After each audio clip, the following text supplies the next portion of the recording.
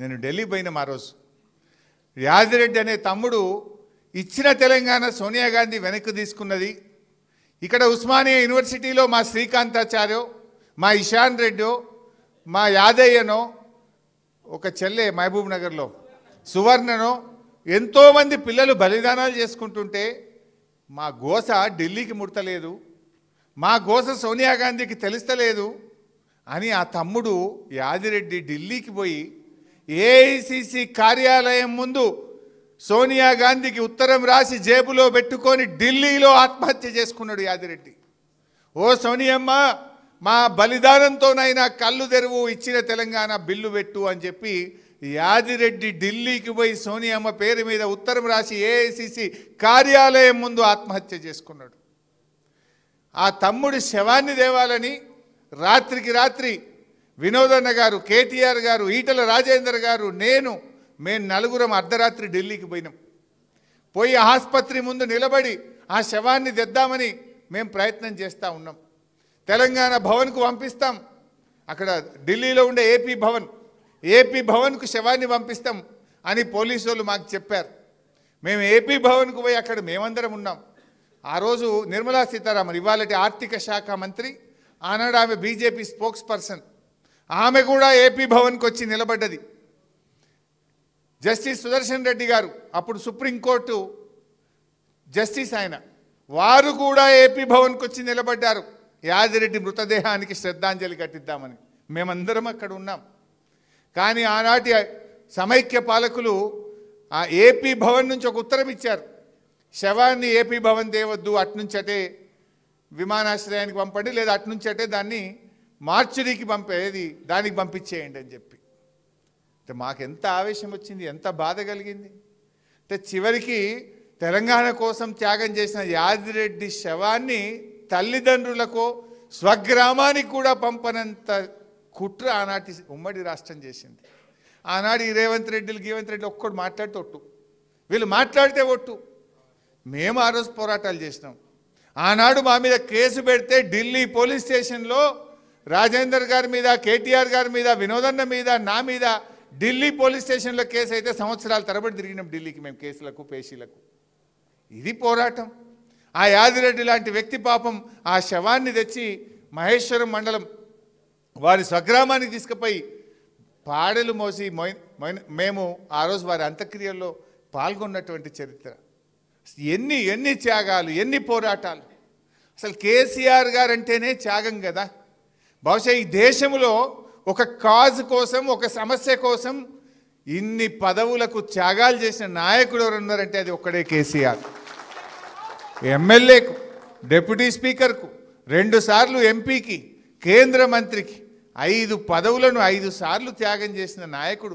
సర్పంచ్కి చేయమంటేనే 10 సార్లు ఆలోచించే కాలం ఇది. వార్డు మెంబర్కు రాజీనామా అయినట్టు నేను 5 ఏళ్ళకి గెలిచిన నేను ఎట్లా చేస్తా అంటారు. అటువంటిది డిప్యూటీ స్పీకర్కు, ఎమ్మెల్యేకు, 2 సార్లు ఎంపీకి, కేంద్ర మంత్రికి గడ్డిపోచల్లాగా పదవుల త్యాగం చేయడమే కాదు, ప్రాణత్యాగానికి సిద్ధపడ్డ నాయకుడు కదా. నిమ్స్ ఆసుపత్రిలో ఆయన ఉన్నప్పుడు ఓ రోజు నేను పోయి, డాక్టర్లు వచ్చి నా క్లాస్మేకుడు, మేమందరం అడుంటే మీ ఇష్టం పోయి, ఆయన సోడియం లెవెల్స్ తగ్గుతుంది, క్యాల్ పోతుంది, ఆయన కిడ్నీలు ఫెయిల్ అయిపోతాయి, తర్వాత ఏం చేసినా మనిషి చేయికి రాడు, మనిషి మర్చిపోతున్నాడు, గుర్తుపట్టలేడు, కిడ్నీలు ఫెయిల్ అయిపోతాయని డాక్టర్లు వచ్చి రూమ్లో మా క్లాస్ వీక్తుండ్రు. ఏం చేయాలని ఒకరోజు 9వ రోజో 10వ రోజు పోయి బతిలాడినా. నేను పోయి బతిలాడితే నాకు ధైర్యం చెప్పిండు, హరీష్ నేను తెలంగాణ వచ్చేదాకా ఏం జావరా భయ్, నేను గట్టిగానే ఉన్నా, మీరు గట్టిగా కొట్లాడు, ఊకే నా దగ్గరికి వచ్చి నన్ను అధైర్యపరచకండి అని ఉల్టా నాకు ధైర్యం చెప్పిన నాయకుడు కేసీఆర్. అది 9వ రోజు దీక్షలో అంత గట్టిగా మాట్లాడిన వ్యక్తి. నిమ్స్ డాక్టర్లు పోయి 10వ రోజు సార్ మీ పరిస్థితి చేయి, అప్పుడు ఆ రోజు ఎగురుతున్నాడు బాడీ, బెడ్ మీద నుంచి దాదాపు 1.5 ఫీట్ ఎగురుతుంది. ఇట్లా దొరకబట్టి, 2 కాళ్ళు దొరకబట్టి, 2 చేతులు దొరకబట్టి, ఓ నడుము దొరకబడితే తప్ప బాడీ ఆగుతలేదు. అది ఇట్లా ఎగురుతుంది మంచం మీద.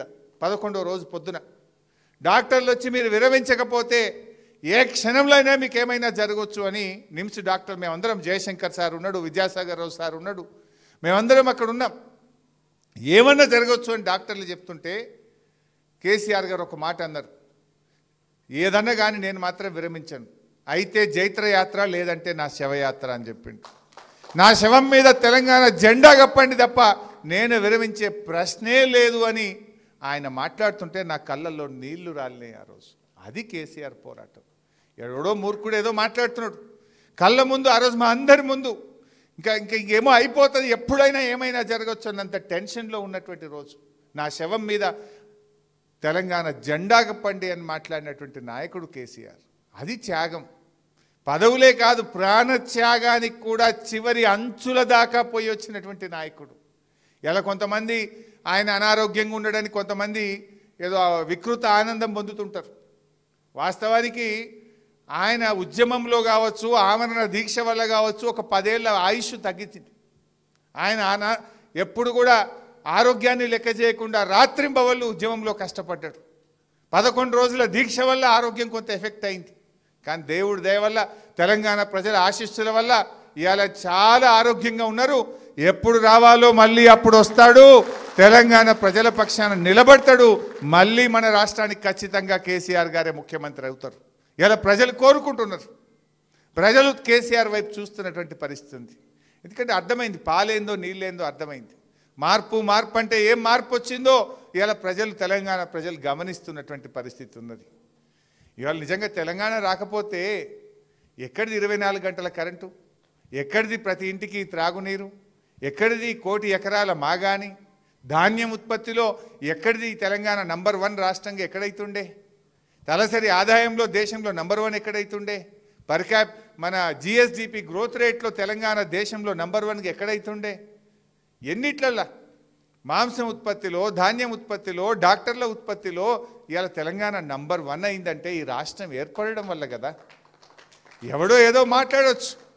ఈ రాష్ట్రం ఉన్నంతకాలం కేసీఆర్ గారి పేరు ఈ రాష్ట్రం ఉన్నంతకాలం చరిత్ర పుటల్లో సువర్ణాక్షరాలతో నిలబడి ఉంటుంది.